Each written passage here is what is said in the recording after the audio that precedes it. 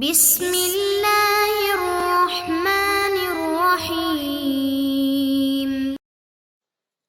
السلام علیکم معزز طلبہ کرام، آپ سب کیسے ہیں؟ آج ہم نور الانوار کے سبق نمبر 45 کو پڑھیں گے، اور آج کے سبق کا عنوان ہے دو اعتراضات اور دور ہو گئے۔ اور آج کے ہمارے سبق کی عبارت وعلی ھذا تقریر سے شروع ہوتی ہے۔ آئیے سب سے پہلے عبارت پڑھ کے اس کا ترجمہ کرتے ہیں، اس کے بعد باقاعدہ سبق کی وضاحت کی طرف بڑھتے ہیں۔ مصنف علیہ رحمہ لکھتے ہیں وعلی ھذا التقریر ان دفع ما قیل انه يلزم ان يكون الطلاق الذي بعد الخلع فقط حكمه عدم الحل لا الذي ليس كذلك۔ اس تقریر سے یہ اعتراض دور ہو گیا کہ اس تقریر سے لازم آتا ہے کہ وہ طلاق جو خلع کے بعد ہو فقط اس کا حکم عدم حل ہو، اور جو طلاق ایسی نہیں اس کا حکم بھی یہ نہیں۔ وَأَنَّهُ يَلْزَمُ أَن لَا يَكُونَ الْخُلُعُ إِلَّا بَعْدَ الْمَرَّتَيْنِ عَمَلًا بِقَوْلِهِ تَعَالَى فَإِنْ خِفْتُمْ وَلَكِنْ يَرِدُ أَنَّ هَذَا كُلَّهُ إِنَّمَا يَصِحُّ إِذَا كَانَ التَّصْرِيحُ بِالْإِحْسَانِ إِشَارَةً إِلَى تَرْكِ الْمُرَاجَعَةِ كَمَا حَرَّرْتُ۔ اور یہ بھی لازم آتا ہے کہ خلع نہ ہو مگر 2 بار طلاق کے بعد، تاکہ باری تعالیٰ کے قول فَإِنْ خِفْتُم پر عمل ہو سکے۔ لیکن یہ کل کا کل اسی وقت صحیح ہوگا جبکہ تصریح بالاحسان سے ترک مراجعت کی طرف اشارہ ہو، جیسا کہ میں نے لکھا ہے۔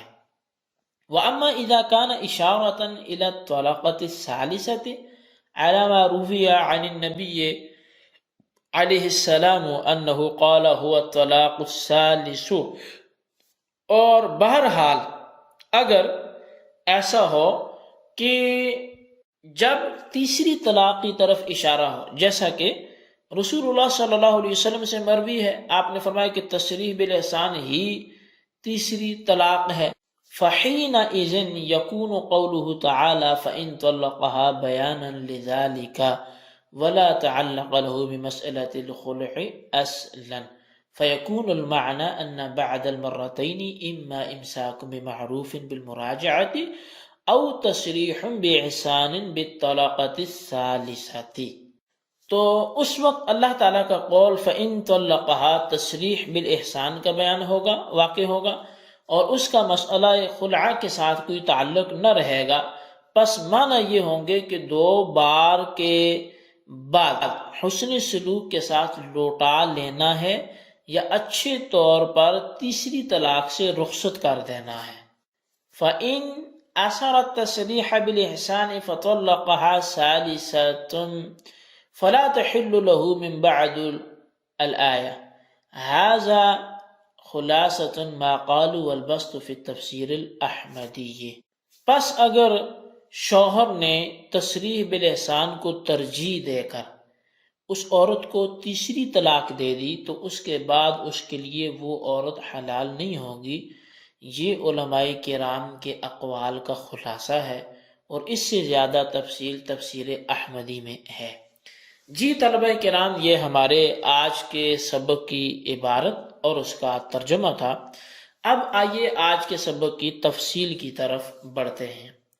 در حقیقت صاحب نور الانوار کہتے ہیں کہ ہمارے مذکورہ جواب یعنی خلع مستقل طلاق نہیں ہے سے 2 اعتراضات اور دور ہو گئے ہیں، اور چنانچہ ان میں سے پہلا اعتراض یہ ہے کہ فَإِن طَلَّقَهَا میں فا اگر تعقیب کے لیے ہے اور اس فا کا ما بعد ما قبل پر مرتب ہے تو اس سے یہ لازم آئے گا کہ تیسری طلاق اگر خلع کے بعد ہے تب تو عدم حل یعنی عورت کے لیے حرمت غلیظہ ثابت ہوگی، اور اگر خلع کے بعد نہ ہو بلکہ 2 طلاق رجعی کے بعد ہو تو اس سے حرمت غلیظہ ثابت نہیں ہوگی۔ حالانکہ یہ غلط ہے۔ مذکورہ جواب سے یہ اعتراض اس طرح دور ہو گیا کہ خلع مستقل طلاق نہیں ہے، بلکہ الطلاق مرتان والی 2 طلاقوں میں داخل ہے، لہٰذا عدم حل یعنی حرمت غلیظہ اس طلاق کا حکم ہے جو 2 طلاقوں کے بعد ہو۔ وہ 2 طلاقیں خواہ رجعی ہوں خواہ خلا کے ضمن میں ہوں۔ پس جب خلا مستقل طلاق نہیں ہے تو عدم حل یعنی حرمت غلیظہ خاص طور پر اس طلاق کا حکم بھی نہیں ہوگا جو خلا کے بعد واقع ہو۔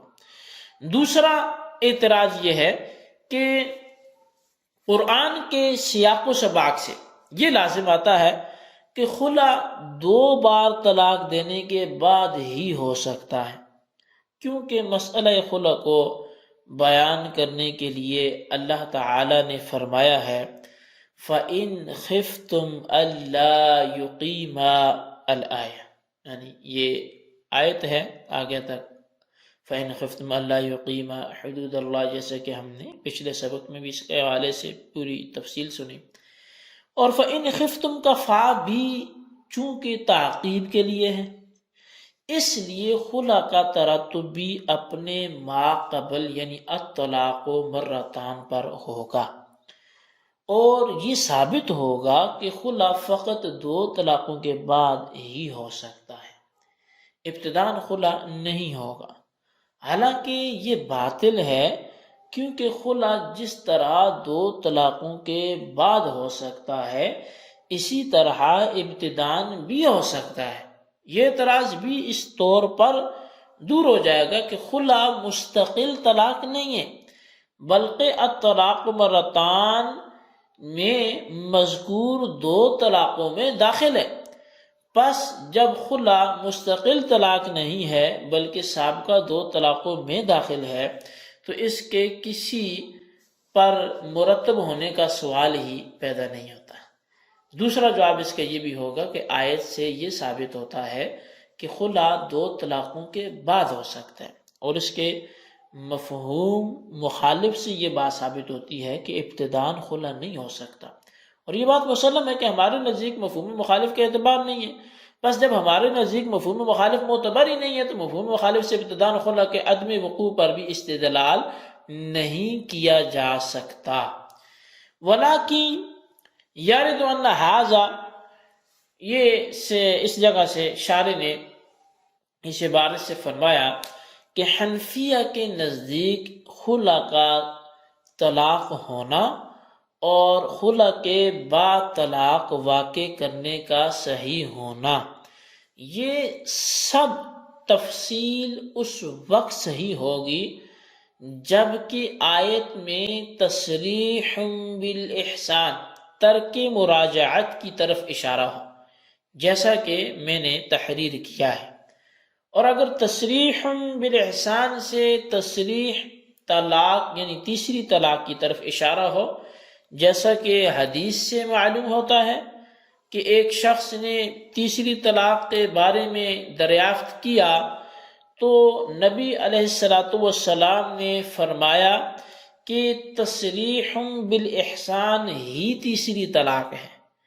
تو اگر ایسا ہے جیسا کہ عرض کیا گیا تو اس صورت میں فَإِن طَلَّقَهَا میں تیسری طلاق کا بیان نہیں ہوگا، بلکہ فَإِن طَلَّقَهَا تصریح بالاحسان کا بیان واقع ہوگا، اور مسئلہ خلا کے ساتھ اس کا کوئی تعلق ہی نہیں ہوگا۔ اور جب مسئلہ خلا کے ساتھ اس کا کوئی تعلق نہ ہوگا تو پھر آیت کے معنی یہ ہوں گے کہ 2 بار طلاق کے بعد حسن سلوک کے ساتھ لوٹا لینا یعنی رجعت کرنا، رجوع کرنا، یا اچھے انداز سے تیسری طلاق سے رخصت کر دینا ہے۔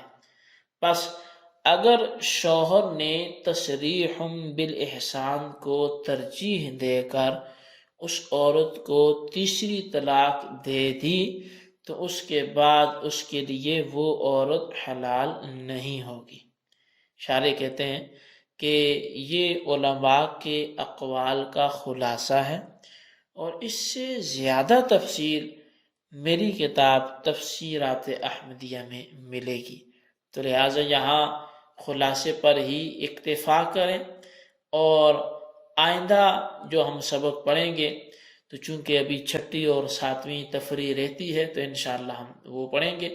آج کے لیے اتنا ہی، اتنے سبق پہ اکتفا کرتے ہیں۔ جو ہم نے 2 اعتراضات کیے گئے اور ان کے جوابات دیے گئے، ان کو اچھی طرح آپ دہرائیں، اور یہ جو ہم نے جواب دیا تھا کہ خلا مستقل طلاق نہیں ہے، اس سے 2 اعتراض چونکہ دور ہوئے ہیں، تو ان پورے سبق کا خلاصہ اپنے رجسٹر پہ ضرور لکھیں، بالخصوص ان سوالات کے جوابات دیں۔ سوال نمبر 1 یہ ہے کہ 2 اعتراضات کس جملے سے دور ہوئے، اور سوال نمبر 2 یہ ہے کہ فَإِن طَلَّقَهَا میں فا کس کے لیے ہے، جو آپ تحریر کریں۔ اللہ تبارک و تعالیٰ سے دعا ہے جو کچھ ہم نے پڑھا سنا اسے یاد رکھنے کی توفیق نصیب فرمائے، آمین بجاہ النبی الامین صلی اللہ علیہ وسلم۔